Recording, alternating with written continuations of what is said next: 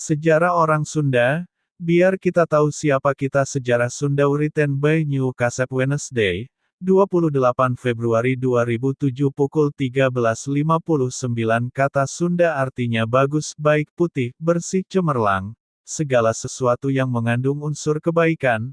Orang Sunda diyakini memiliki etos, watak, karakter Kasundaan sebagai jalan menuju keutamaan hidup.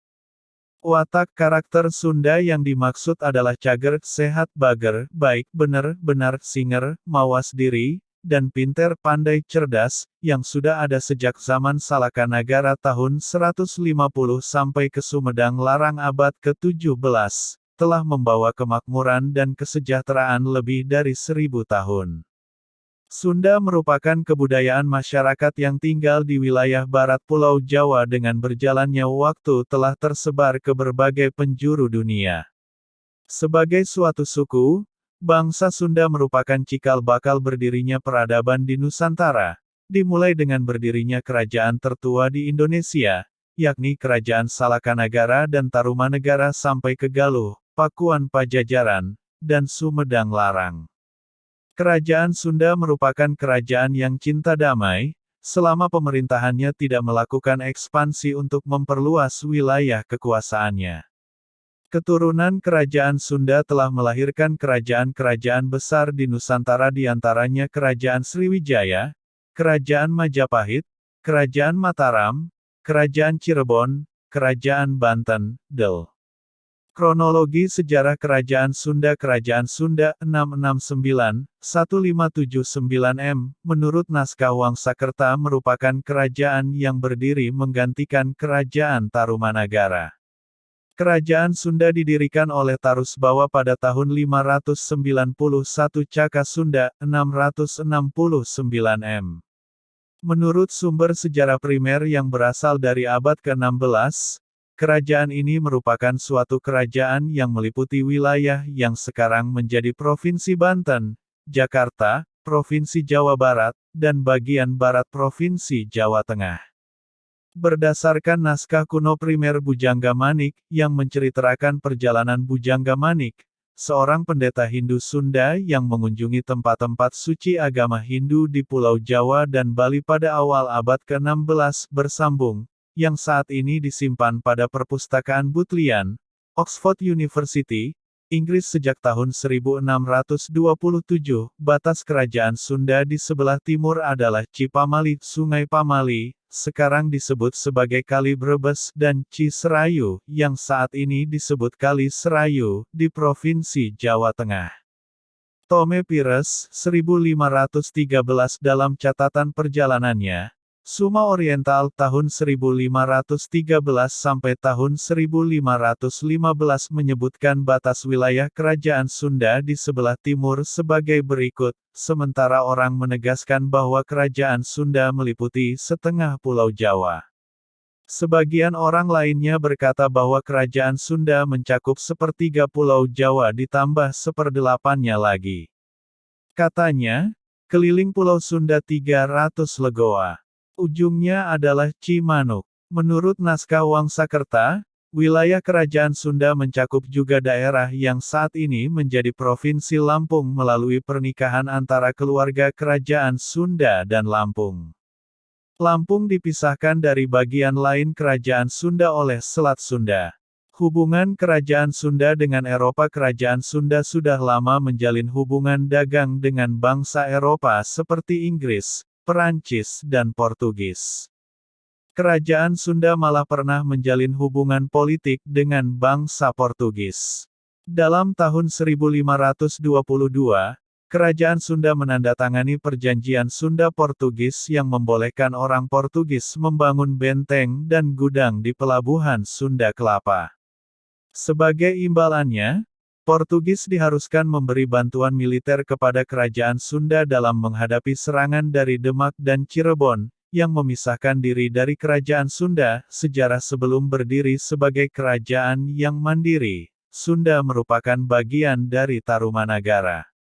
Raja Tarumanagara yang terakhir, Sri Maharaja Linggawarman Atmahariwangsa Panunggalan Tirtabumi, memerintah hanya selama 3 tahun, 666–669 menikah dengan Dewi Ganggasari dari Indraprahasta.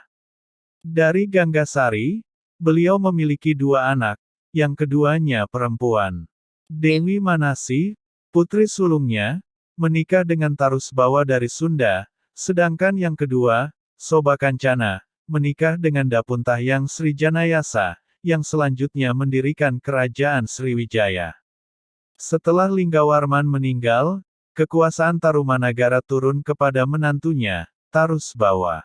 Hal ini menyebabkan penguasa Galuh, Wuretikandayun 612–702, memberontak, melepaskan diri dari Tarumanagara, serta mendirikan Galuh yang mandiri. Dari pihak Tarumanagara sendiri, Tarusbawa juga menginginkan melanjutkan kerajaan Tarumanagara. Tarusbawa selanjutnya memindahkan kekuasaannya ke Sunda, di hulu Sungai Cipakancilan di mana di daerah tersebut Sungai Ciliwung dan Sungai Cisadane berdekatan dan berjajar. Kurang lebih adalah kota Matya Bogor saat ini. Sedangkan Tarumanagara diubah menjadi bawahannya. Beliau dinobatkan sebagai Raja Sunda pada hari Raditepon, 9 Suklapaksa, bulan Yista, tahun 519 Saka kira-kira tanggal 18 Mei tahun 669 M. Sunda dan Galuh ini berbatasan, dengan batas kerajaannya yaitu Sungai Citarum, Sunda di sebelah barat, Galuh di sebelah timur. Kerajaan kembar putra Tarusbawa yang terbesar, Rarkyan Sunda Sambawa, wafat saat masih muda, meninggalkan seorang anak perempuan, Nyai Sekar Kancana. Cucu Tarusbawa ini lantas dinikahi oleh Rahyang Sanjaya dari Galuh, sampai mempunyai seorang putra, Rahyang Tamperan. Ibu dari Sanjaya adalah Sanaha, cucu Ratu Sima dari Kalingga, di Jepara. Ayah dari Sanjaya adalah Bratasenawa, Sena, Sana, Raja Galuh ketiga, teman dekat Tarusbawa. Sena adalah cucu Wuretikandayun dari putra bungsunya, Mandi Minyak, Raja Galuh kedua 702–709 M. Sena di tahun 716 M dikudeta dari tahta Galuh oleh Purbasora. Purbasora dan Sena sebenarnya adalah saudara satu ibu, tapi lain ayah. Sena dan keluarganya menyelamatkan diri ke Pakuan, pusat kerajaan Sunda, dan meminta pertolongan pada Tarusbawa. Ironis sekali memang, Wuretikandayun, kakek Sena, sebelumnya menuntut Tarusbawa untuk memisahkan kerajaan Galuh dari Tarumanegara kerajaan Sunda. Di kemudian hari, Sanjaya yang merupakan penerus kerajaan Galuh yang sah, menyerang Galuh, dengan bantuan Tarusbawa, untuk melengsarkan Purbasora. Saat Tarusbawa meninggal tahun 723 kekuasaan Sunda dan Galuh berada di tangan Sanjaya. Di tangan Sanjaya, Sunda dan Galuh bersatu kembali. Tahun 732 Sanjaya menyerahkan kekuasaan Sunda Galuh ke putranya, Tamperan, Rarkyan Panaraban. Di Kalingga, Sanjaya memegang kekuasaan selama 22 tahun 732–754, yang kemudian diganti oleh putranya dari Dewi Sudiwara, yaitu Rarkyan Panangkaran, Rakai Panangkaran. Rahyang Tamperan, Rarkyanpanaraban berkuasa di Sunda Galuh selama 7 tahun 732–739, lalu membagi kekuasaan pada dua putranya, Sang Manarah, dalam carita rakyat disebut Ciung Wanara, di Galuh serta Sang Banga, Haryang Banga, di Sunda. Sang Banga, Prabu Kertabuwana Yasawiguna Haji Mulya, menjadi raja selama 27 tahun, 739–766 tapi hanya menguasai Sunda dari tahun 759. Dari Dewi Kancanasari, keturunan Demunawan dari Saunggalah, Sang Banga mempunyai putra, bernama Rarkyan Medang, yang kemudian meneruskan kekuasaannya di Sunda selama 17 tahun 766–783 dengan gelar Prabu Hulu Kujang. Karena anaknya perempuan, Rakrian Medang mewariskan kekuasaannya kepada menantunya, Rakrian Hujungkulon atau Prabu Gilingwesi, dari Galuh, putra Sang Mansiri, yang menguasai Sunda selama 12 tahun 783–795. Karena Rakrian Hujungkulon ini pun hanya mempunyai anak perempuan, maka kekuasaan Sunda lantas jatuh ke menantunya, Rakrian Diwus, dengan gelar Prabu Pucuk Bumi Darmeswara, yang berkuasa selama 24 tahun 795–819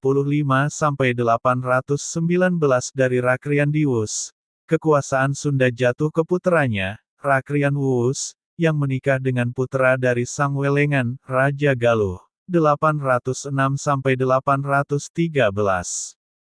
Kekuasaan Galuh juga jatuh kepadanya saat saudara iparnya, Sang Prabu Linggabumi, 813–842, meninggal dunia.